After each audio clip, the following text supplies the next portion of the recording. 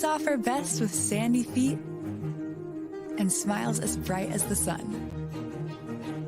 Those are the good days, when life slows down, and your only job is making memories that nourish your soul. Mercury engines are made for exploring. So are you. Go boldly.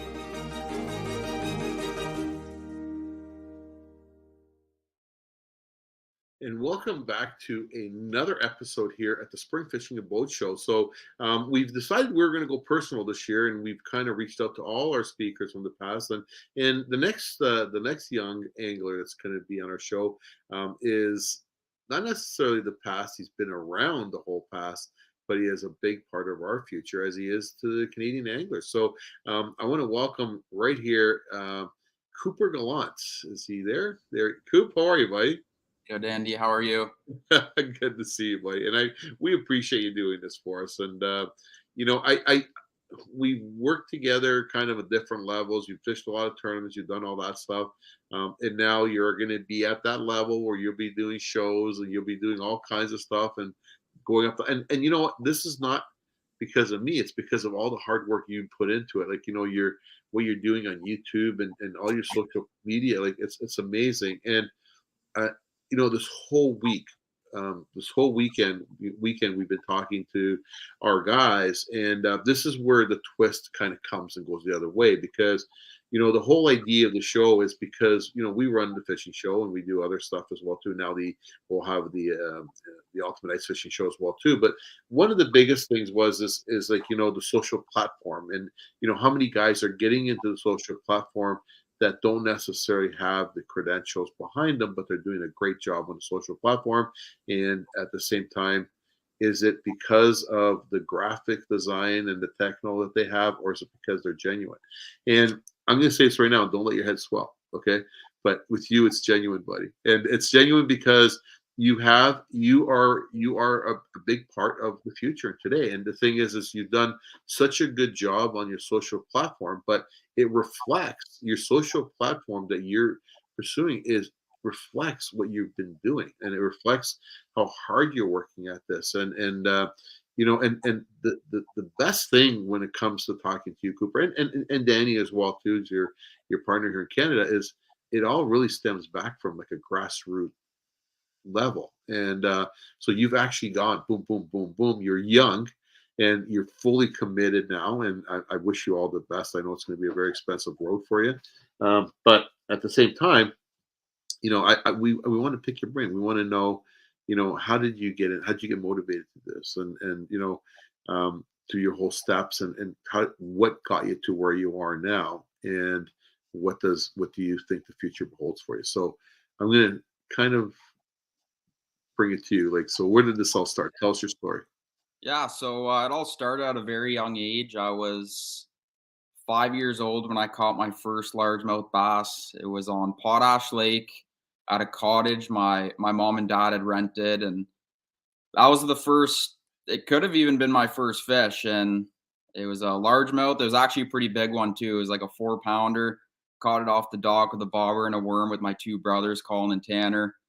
And shortly after that, we moved to the shores of Lake Ontario. We used to live in Curtis, and we moved to Bowmanville on the shores of Lake Ontario, which is surrounded by water. We have Lake Ontario right there.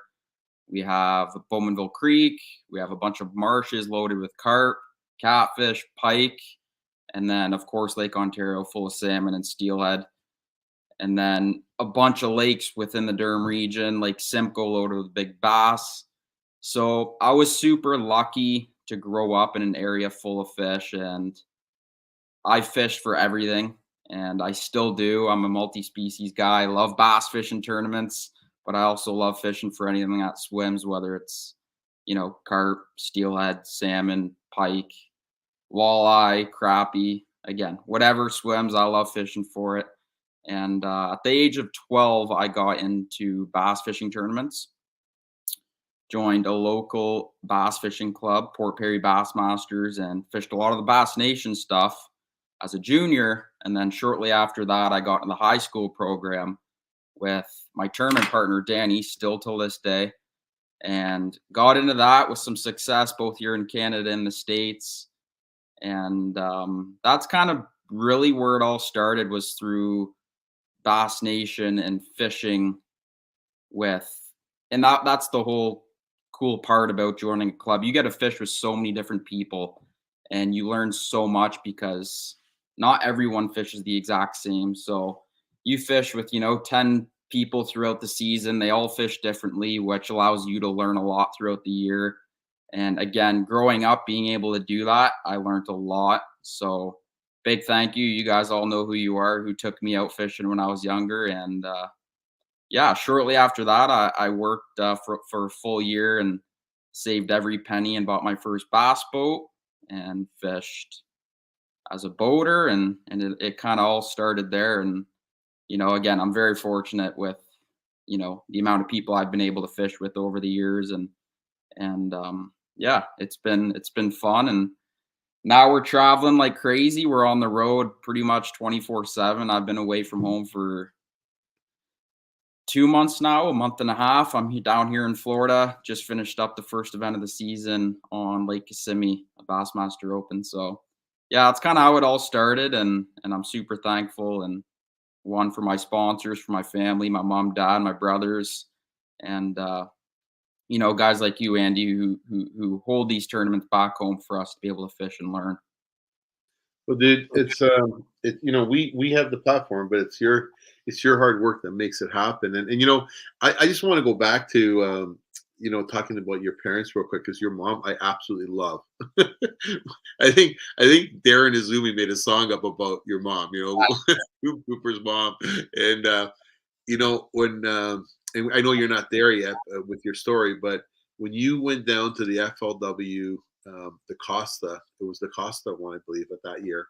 And dude, I remember you had a whole cheering group. Your mom had all her friends there, and so you've got some pretty solid family support, and that's big. I've seen that with a lot of people that have done well tournaments. That's one positive note that helps you focus on what you're going to do. But the kids thing, a lot of parents don't realize that, and my hat goes off to a lot of the guys that step up and help the kid programs. I know that the Bass Nation does one every year. They do, and I don't know if they've done it last year because of the whole COVID thing, but where they have boaters come and they'll put the kid, I won't call them the kids, but the young anglers on their boats, and then they will compete. Now, is it basically you tell the driver where you want him to go, or is he taking you to spots? It's a little bit of both, Andy. Like if you're fortunate enough to get out and you're able to practice prior to the tournament, which I know a lot of the high school kids don't, because obviously not too many people in high school have their own boat. But if you can't practice before the tournament, it's kind of more of like a team effort, right? You're going out there, if whoever, volunteers to come out and help the kids and allow the kids to hop in the boat with them. It's kind of a team effort between the two kids and the boater, which is cool. I mean, you're all learning together and you're trying to figure it out on the fly. And that's what I'm saying. Like those guys, it's all volunteer based, and that's like the best part of it. And like you already thanked them. Like I think that is awesome that they're giving an opportunity to, because I didn't have that when I was a kid. When I got into tournament fishing, like I got into tournament fishing, we figured it was 87 when I got into my first tournament fishing, and it was back then there was there was a couple of clubs, but it was a matter of you go buy a boat and you go fish if that's what you want to do, right? And you never really had a chance to say, do I even want to be here? But the big thing with you is you grew up in an area that had so many different types of fishing. And yet the bass really stuck to you. But you could have become a charter captain for salmon. You could have done so many other things. And it's not that you don't, because I guess last year you guys did a bus tour across Canada. I guess Moose came out with you guys, or was that 2 years ago? Yeah, we do. This is actually our third season of doing it. So we do a series called The Road Trip. And yes, for that episode, it was actually the first one we ever did. We rented an RV. We drove all the way to Ottawa, picked it up, and we did it was about a 45-hour round trip to Kenora, Ontario, which is in northern Ontario. And Yeah, so it's basically just a video series we're doing. This is again season 3. We're going into this year, and we do 5 episodes per season. We have some pretty cool adventures ahead. We're doing not official, but it's 90%. We're doing Northwest Territories this Oh, year. wow. That'd be amazing. We're not driving though. We're gonna have to fly to that one. We're doing Outer Banks in November, and there's a few other ones we're in the works of planning. But it's basically just full film showcasing the passion we have for fishing and the outdoors, and scratching that next fishing adventure off the bucket list, and hopefully inspire others to travel and do the same as well. That's pretty awesome. So it's showing versatility, and that's a really good thing that you're doing what you're doing, like going to these destinations. Those are places that I wish I'd go to, especially the North Territories. I think that'd be really, really cool. So all right, but then so up to that point, you're doing nothing but bass. So it's all about the bass. So it's bass fishing, and you're fishing this year. You're fishing the opens, right? Yep. And are you fishing some MLF stuff as well too? No, I'm just gonna. My main focus is The opens. toward bass, so I'm gonna You got to get focus. it. The Yeah. elites is your focus, dude. Say it how it is, man. It's all about the elites. That's your goal. You want to be fishing. And so, what does it take to get into the elites? Like, how do you make that level? So there is a total of 3 divisions. You have the Southerns, the Centrals, and the Northerns. So you can fish 1 division, you can fish 2 divisions, you can fish 3 divisions. There's 3 tournaments per division. Um, I'm doing all 9 tournaments this year, so I'm doing all 3 divisions. Yeah, I got a busy year ahead of me, but I'm looking forward to it. It's what I love to do, and it's the best way to try and qualify for the elites because you have 4 opportunities to make it. So you basically need to come top 3 in either the Northerns, Southerns, or Centrals, or top 3 in overall after you fish all 3 divisions, which is 9 tournaments. So you have And what 4 if opportunities to make it. so if you win one tournament, do you get an automatic invite to the classic too, or no? Providing Yes. you're registered for all of them. Yep. So but that doesn't guarantee you a seat at the elites, though, right? Or does it? No, it does not. So you could win a tournament, you get an invite to the elites, but if you don't come top 3 in points after the division or overall, it's a little bit confusing, but you basically need to come top 3 in points to make the elites, and that's the only way. And then you have Bass Nation. You can make it through Bass Nation as well, and Or then through Bass our Master Championship. You also make it through our our qualifier as well too for the team championship to get in there. But so that's pretty cool. So basically, you now have 3 opportunities to make the classic, but you also have 3 opportunities to make the elites. So you have And you have 9 opportunities to make the classic because there's yeah, 9. sorry, the classics, 9 opportunities. And okay, I get it. You're right. So you know what, dude? I'm gonna tell you. I hope you don't burn yourself out. And you're also planning on fishing the Canadian Open this year too. So that's Yep. crazy because you're coming right back up here right after a tournament to fish the Canadian Open. So demographically, what does that mean? 9 tournaments. So southern, northern. So are you how far west are you going? What's your most furthest west lake you're going to? Furthest west. Like towards California way. What's Yeah, that? we're not going nearly that far toward California. I'd have to look at the map again and kind of look at the schedule. But Um, you got St. Clair on that too, right? so we're doing Ross Barnett, which is Mississippi. We're doing James River, Virginia, Lake Cherokee, Tennessee, Lake Hartwell, South Carolina. Just finished this one here in Florida on Lake Kissimmee. We got Oneida Lake, which is in New York, which is pretty close to home. That's the closest one.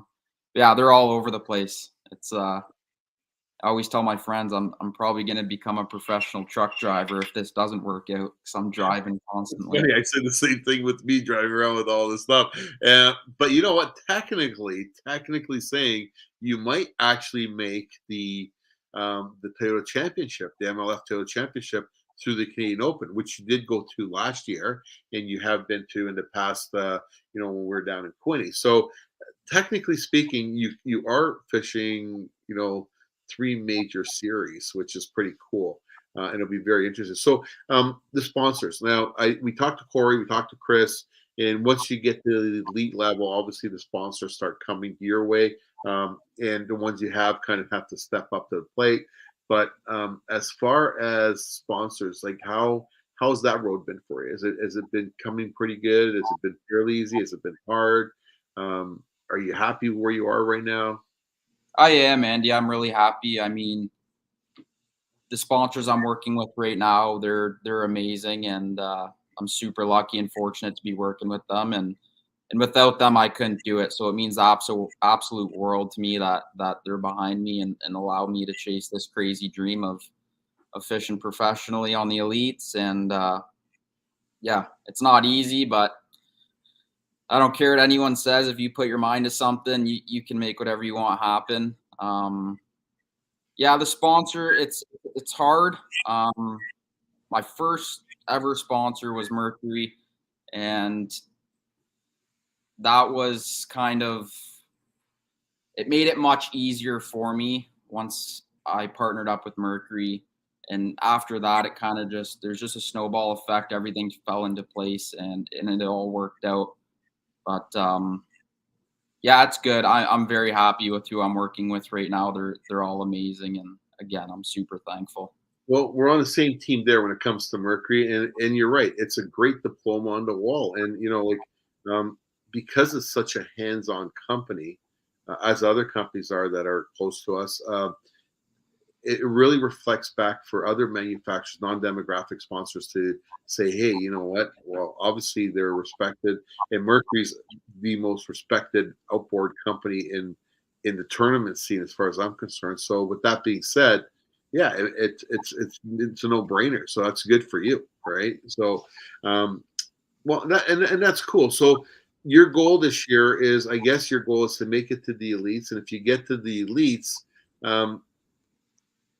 that's an expensive travel, and that's a real expensive game. So then, are you along the way? I guess you're still looking for sponsors. If people do want to sponsor you, then I'm sure that you're open to anybody who wants to give you a shout. There's no question or argument there. But I tell you right now, it's you're young. I think you were the youngest. I'm pretty sure we said it, but you were the youngest guy to ever win the Canadian Open. So we just got to check that. But I'm 98% positive that you were the youngest angler to ever win the Canadian Open.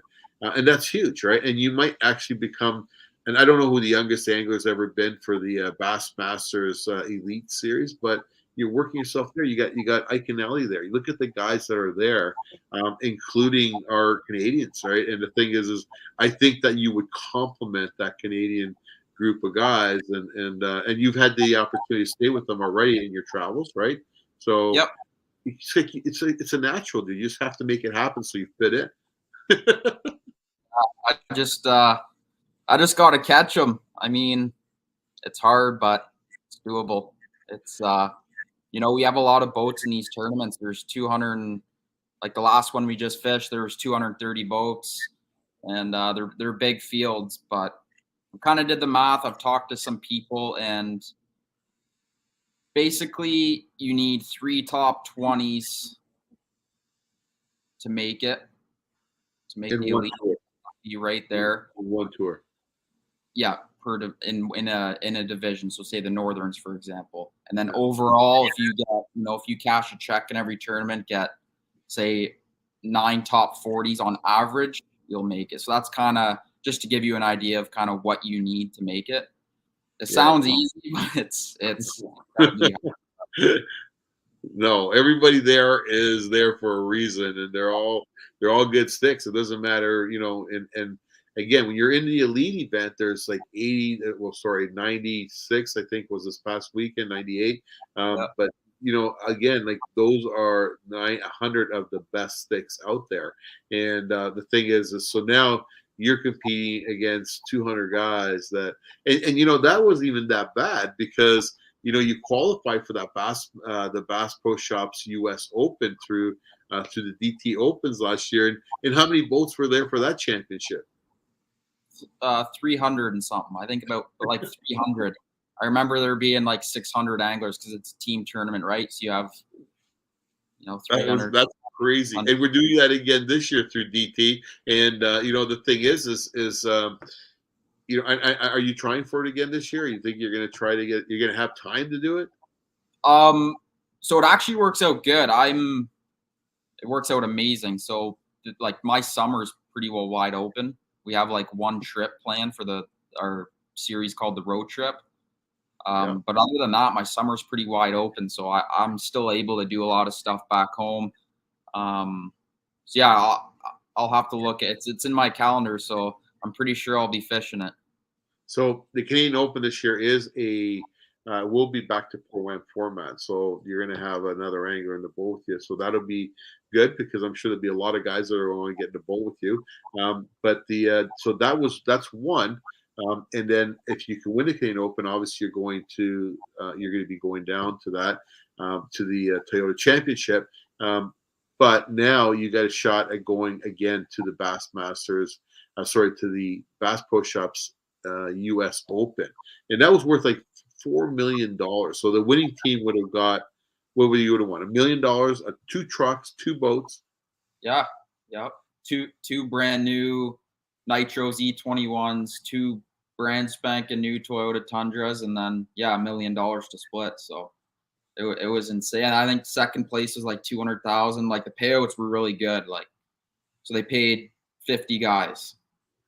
Yeah. And you know, the best thing about that was, so you're still eligible, but you know that once you go elite, you're no longer eligible, right? So that's the thing behind that. So opens, you're eligible. As soon as you get to the elite stage, you're no longer eligible. And the nice thing about the Bass Pro Shops deal is that your boat doesn't have to be current. So like your boat could be, you know, you can have a 2001. And as long as if it's the criteria of the Bass Pro Shops or the Track and Marine thing umbrella, then you are on your way to fish this event, and it's pretty cool. So I think that you almost hit the Grand Slam, and you came close to it because we said you could have got that Team of the Year.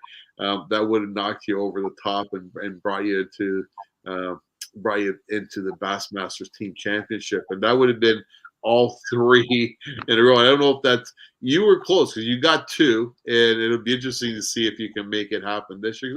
That's a record, or that's something in itself that makes you feel good, right? You know what I mean? So it definitely will be interesting. And the Team of the Year this year for the pro stuff is like there's over $10,000 for Team of the Year. So that's a good chunk of change as well. So so going to the future, what are you thinking?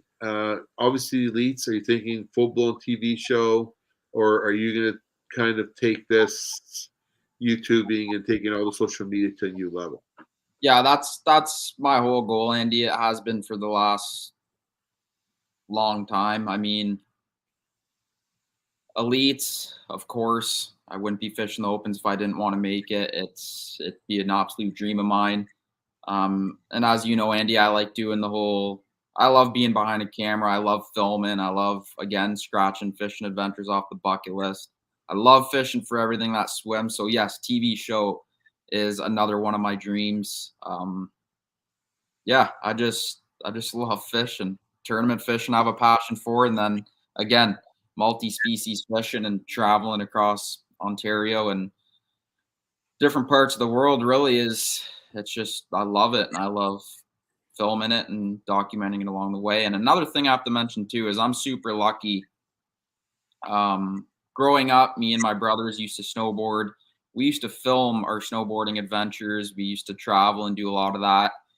And once we started getting into more into fishing, we brought that filming gig into fishing. And Colin, my older brother, he loves it.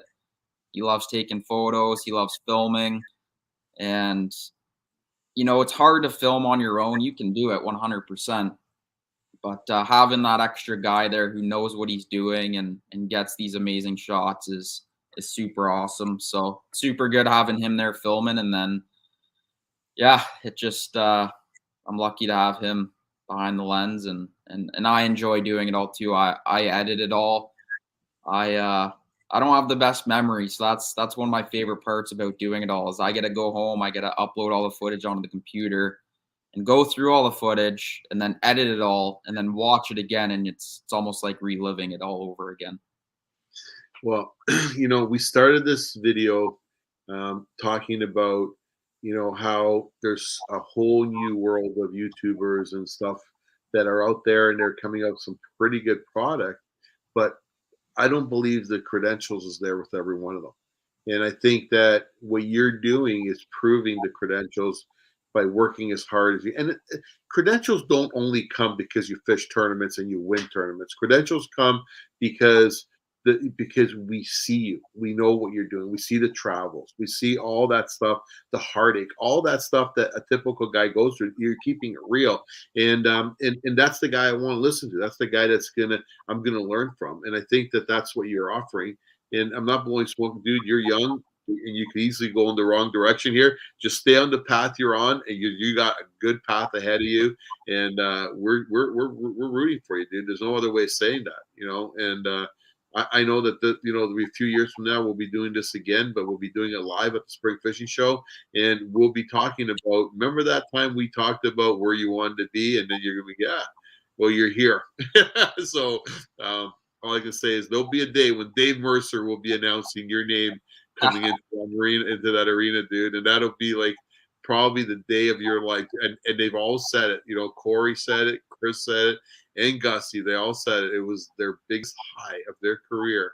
Regardless of wins and everything else, to have your name called out and to be driven around a stadium and up to a podium where, literally there's thousands of people in the stadium, but there are millions watching. So it's absolutely incredible organization, and you're heading definitely in that right direction. So I just want to say thank you, dude. I know you're on the road. I know you're working, and we tried to get this going earlier. Unfortunately, it was you're on the water, and we weren't getting a good reception. And I know now it's really late, so I appreciate you doing this for us. And tomorrow you're on your road. Where are you going tomorrow?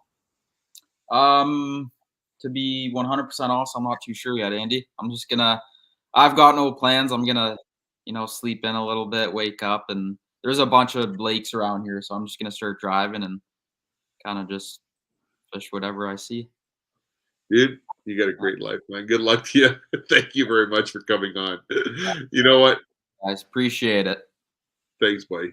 We it's the future, dude. It's guys, it's the future. It's and girls, it's the young, and they're gonna be what tomorrow offers, and they're gonna be the people that are gonna teach us how to use new products. They're gonna be the people that are gonna be a part of developing new products, and there are people that are going to be part of our dreams. Some of us will live our lives through these people, and not through Cooper, but through guys like Bob Dazumi and everybody else. And we've done it. We've all done it. We've all been there, and it's not for everybody. But I can tell you right now, it's when you've got good, like, young anglers like Cooper and Danny as well too. He's not here, but Cooper, and you look at these are guys that we're going to respect 10 years from now. These might become, you might be looking at the next Al Linder for all you know. You know what I mean? The next Ike Kennelly, the next, any great angler, Kevin Van Dam.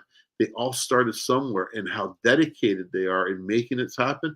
We can all make it happen. It's just a matter of putting that first foot forward. And Cooper is doing that. And we wish you, Cooper, all the best and good luck. And I really hope you make the elites next year.